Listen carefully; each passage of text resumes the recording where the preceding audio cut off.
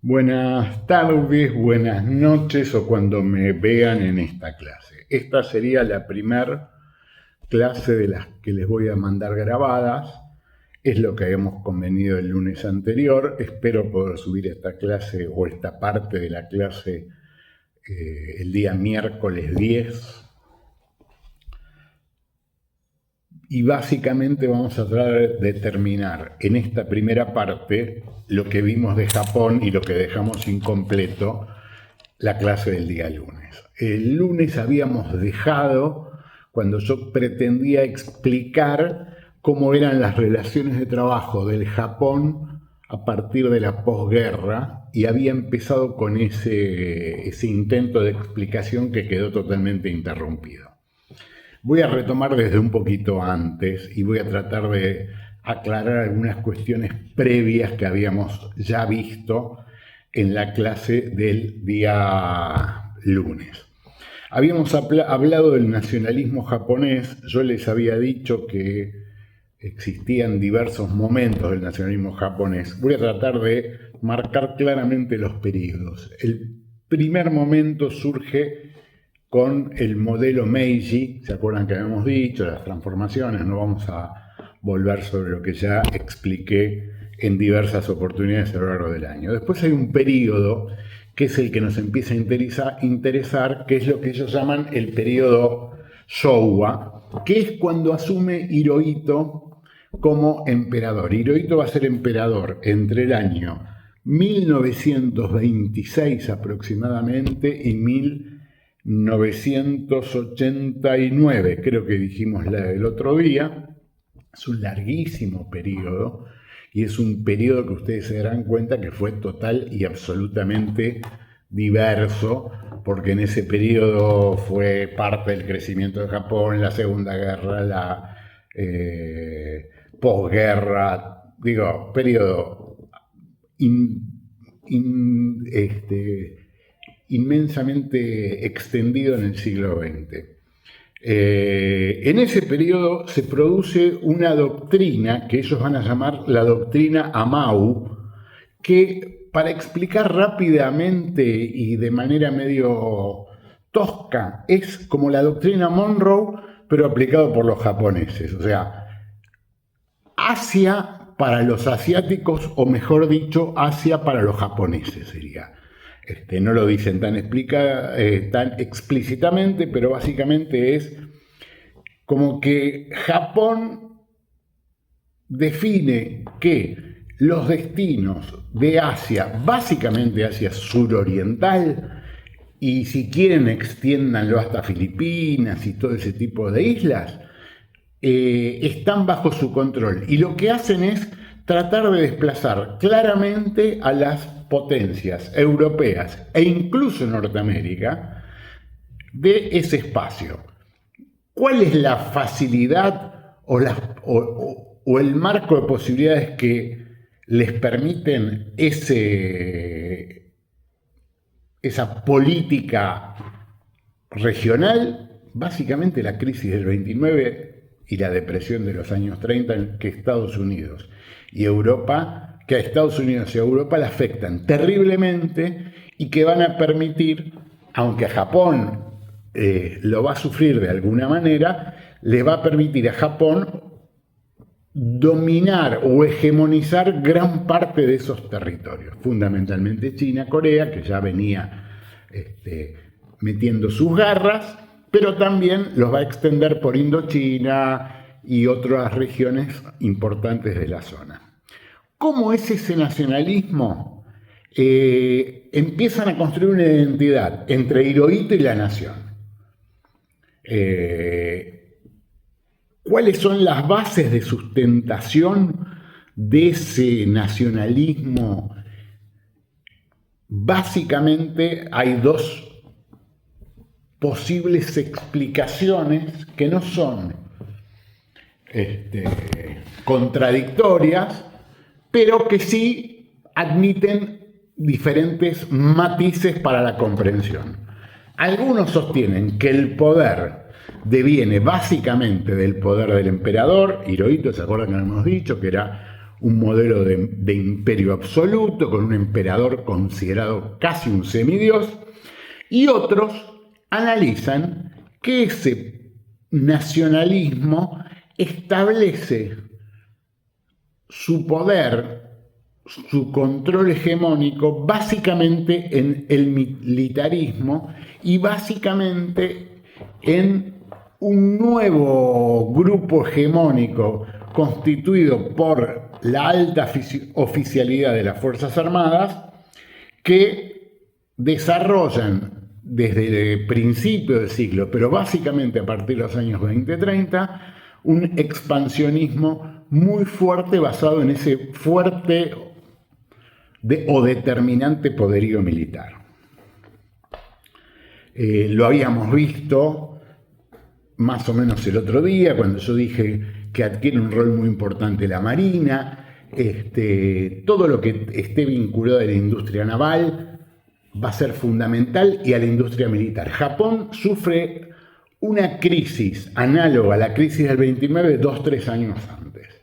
Japón había tenido, no sufrido, un periodo de fuerte crecimiento desde los 70, ¿se acuerdan que habíamos dicho? Desde el periodo Meiji, Japón crece de una manera impresionante, y esos desarreglos lo van a afectar fundamentalmente en el año 27, por una caída muy fuerte de la tasa de ganancia. Se produce un fenómeno de crisis económico-financiera muy importante, y cuando estalla la crisis mundial en el año 29, Japón ya estaba como intentando remontar ese fenómeno y empieza a tener un fuerte intervencionismo estatal. ¿Se acuerdan que yo había dicho que el desarrollo industrial a partir de las reformas Meiji, el Estado tuvo un rol importante, pero básicamente estaba fundado en el peso de lo que habíamos llamado los Zaibatsu, que eran esos grupos económicos diversos de integración horizontal, que eran grandes familias que habían constituido su poderío en diversas ramas de la producción. Dimos el ejemplo de Fuji, me acuerdo, habíamos nombrado varios ejemplos en ese momento. Esto va a existir y va a sobrevivir por lo menos hasta la Segunda Guerra Mundial. El hito posterior es la derrota. La derrota, que se consuma en agosto del año 1945 con la bomba de Hiroshima y la de Nagasaki, creo que son el 6 y el 8 de agosto, establecen un nuevo periodo totalmente diferente, y la ocupación de MacArthur va a durar por lo menos 6-7 años. Esos 6-7 años en los cuales Japón está ocupado, tratan de reordenar y reconstruir una nueva forma de administración. El emperador, ya lo dijimos en la clase anterior, es obligado a salir de ese lugar de encierro, ocultamiento o semidivinidad que ocupaba hasta ese momento. Lo obligan a una foto, si puedo la voy a subir al Classroom, una foto que es muy simbólica, en la cual aparece MacArthur vestido de traje militar, que le saca 2 cabezas a Hirohito, que está al lado, vestido total y absolutamente de civil occidental. Escena que refrenda la rendición de Japón ante Estados Unidos. Japón pierde en esos años aproximadamente un 40 y pico % de su PBI, un 42% del PBI baja, y la producción industrial pierde un 44% del PBI, del Producto Bruto Industrial previo al final de la guerra. Acuérdense que Japón va a perder su presencia en Corea, su presencia en China, su presencia en diferentes regiones de Indochina, y va a enfrentar el próximo periodo económico con una situación bastante compleja en un país que importa la mayor parte de sus alimentos y que en ese momento estaba total y absolutamente destruido, si quieren.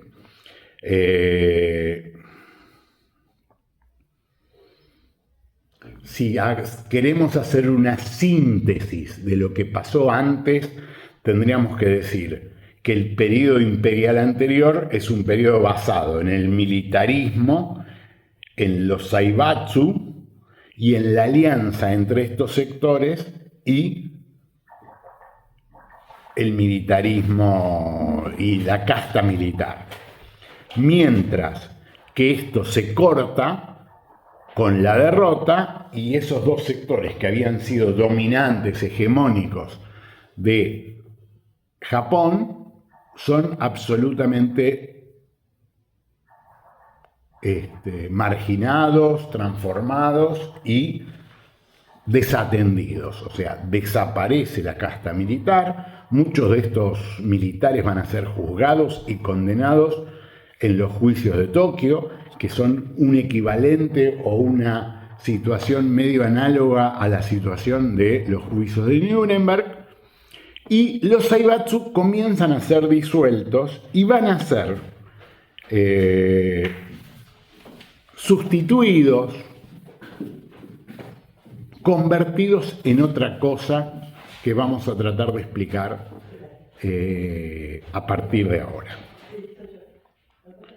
Esos grupos nuevos se llaman Keiretsu, después yo se los escribo con K, Keiretsu, que de alguna manera reemplazan a los Zaibatsu. ¿Qué serían los Keiretsu? Es algo diferente, que integra algún centro dominante o productivo o bancario con diversas empresas que constituyen como algún grupo económico, pero que es diferente a la estructura anterior. No hay una unidad solamente familiar, sino que es una alianza donde siempre hay, de alguna manera, alguna hegemonía o algún elemento central, mayoritariamente un banco o algún modelo financiero que va a articular diversas empresas o grupos económicos de diversa índole que no tienen ni siquiera por qué tener que ver ni familiarmente ni de la misma rama de la producción, ni mucho menos. Generalmente el eje es el banco, la integración es horizontal y, a diferencia de los holdings, no son una unidad, no tienen una unidad absoluta, ni siquiera un dueño en común, sino que son más bien alianzas asociativas. Este modelo va a estar acompañado por algo que es lo que yo anticipé en la última clase, que es un modelo que se va a llamar el Shunshin Koyo o Koyo, se escribe K-O-Y-O. ¿Qué es el Shunshin Koyo? Que para mí me parece determinante para entender por lo menos las bases del milagro económico japonés. Es una identificación de los trabajadores con la empresa a la cual le prestan servicios o le venden su fuerza de trabajo. El empleo es fijo y el empleador se compromete con el trabajador que va a tener una continuidad laboral, y eso genera muy poca movilidad de los trabajadores. O sea, los trabajadores no van a trabajar a otra fábrica, aunque esa fábrica en ese momento pague un poco más. ¿Por qué? Porque están seguros de esa alianza obrero-empresaria que a mí me cuesta aceptar de esa manera, que les va a garantizar la continuidad laboral sin temor a perder sus trabajos.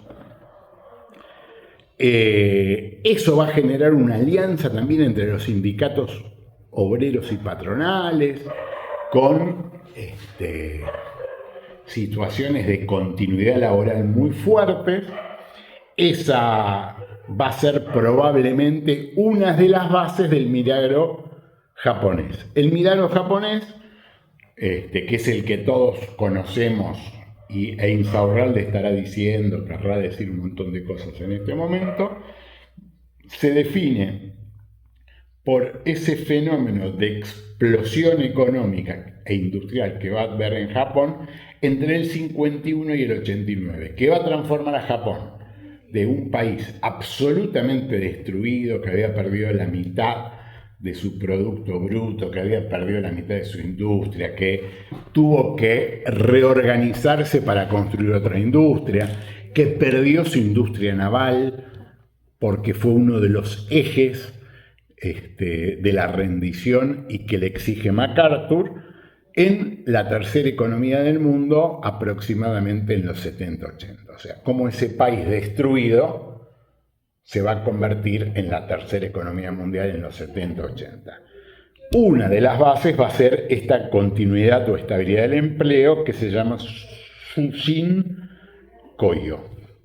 La empresa vela por la estabilidad de sus trabajadores y esto es parte del convenio laboral y parte del convenio con los sindicatos. Y en esa vinculación o relación de estabilidad se incluye en muchos casos a la familia. ¿Qué quiere decir esto? Que el padre va a integrar laboralmente a sus hijos en ese modelo empresarial o en ese keiretsu, y que además tiene una cuestión muy, muy interesante en el cual la promoción y las mejoras jerárquicas y de salario tienen mucho más que ver con la antigüedad temporal que con otro tipo de modalidades de concurso, elección arbitraria o cosas por el estilo. O sea, uno asciende en la empresa por continuidad y por estabilidad. O sea, como una cuestión de valorar el tiempo en ese modelo, en ese periodo. ¿Qué va a pasar en toda esta situación?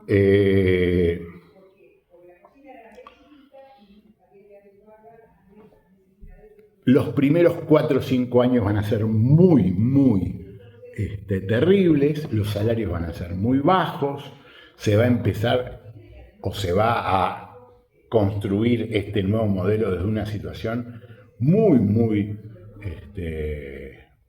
conflictiva, y uno de los hechos políticos de la época va a permitir un importante resurgimiento de la economía japonesa, que va a ser la Guerra de Corea. ¿Por qué podemos explicar esto? Lo voy a tratar de hacer brevemente. Si ustedes miran un mapa, Japón va a estar rodeado de China, su vecino más cercano. China va a sufrir entre el año 45 y el año 49 la guerra civil entre el partido Kuomintang de Chiang Kai-shek y el partido comunista y el Ejército Rojo de Liberación Nacional. Esa guerra va a terminar, a pesar del apoyo de MacArthur y de los países imperialistas y de todo eso, va a terminar con el triunfo los primeros días de octubre del 49 por parte del Partido Comunista, que desplazan y echan a Chiang Kai-shek a la isla de Taiwán, vecina también de Japón. Eso va a convertir a Japón en una alternativa que Estados Unidos no puede perder. En el año 50, Ahora vamos a explicarlo en el próximo video, que lo recibirán o mañana o pasado, que vamos a hablar sobre Corea. Se va a producir la guerra de Corea entre años 1950 y 1953, con lo cual Japón adquiere otra mayor importancia y es un lugar necesario e imperdible para los Estados Unidos. Y para terminar, en el año 54, el ejército de... me olvidé el nombre, ya me lo voy a acordar. Derrota en Vietnam a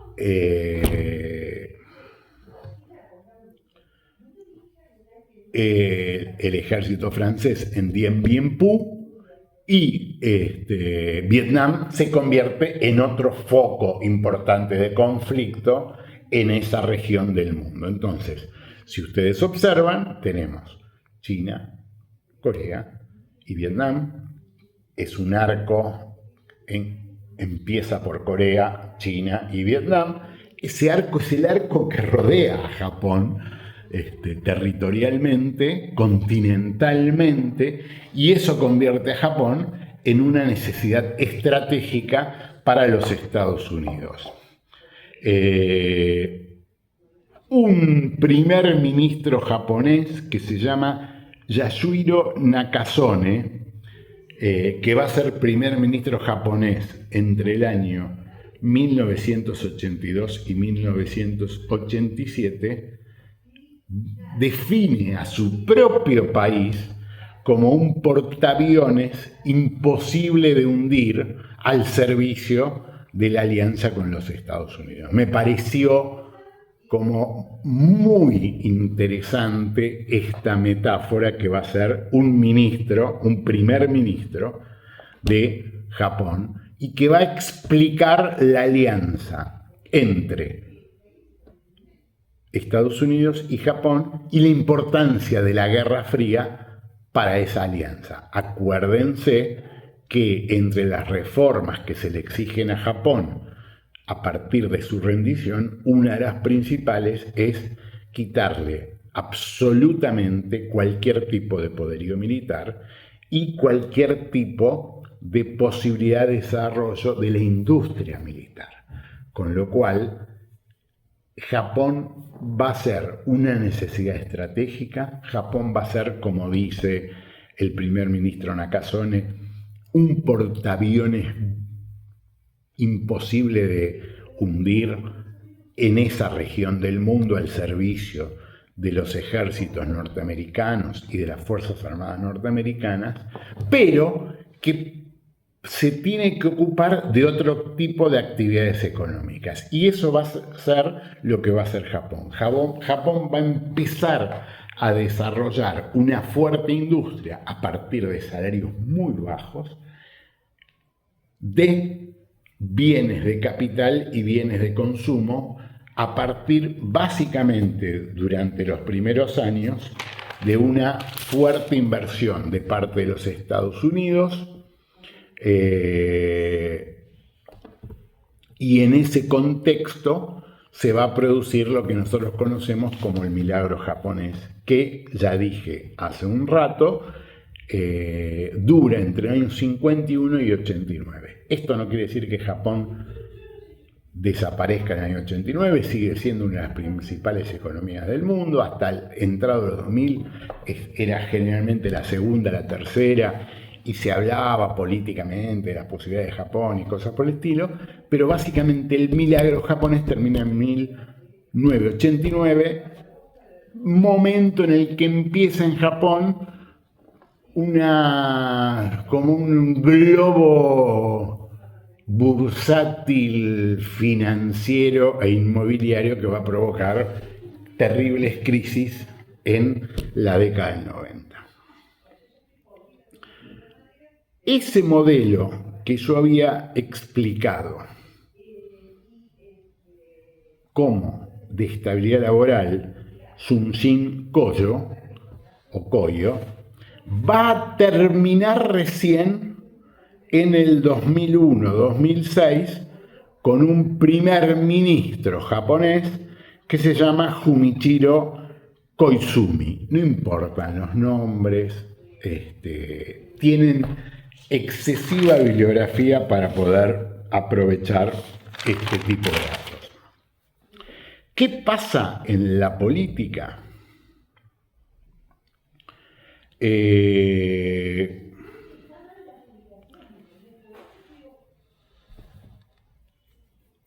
El final de la guerra y la crisis de las dos bombas va a generar una reforma total y absoluta del sistema político japonés. Van a copiar un modelo de monarquía, el término correcto no es monarquía constitucional porque se lo copian de Inglaterra. Inglaterra no tiene constitución, pero es un modelo de monarquía constitucional en el cual la figura del rey es una figura cada vez más decorativa, más simbólica, y el gobierno va a estar en manos de un parlamento, y el gobierno va a depender de la estabilidad de esas alianzas parlamentarias.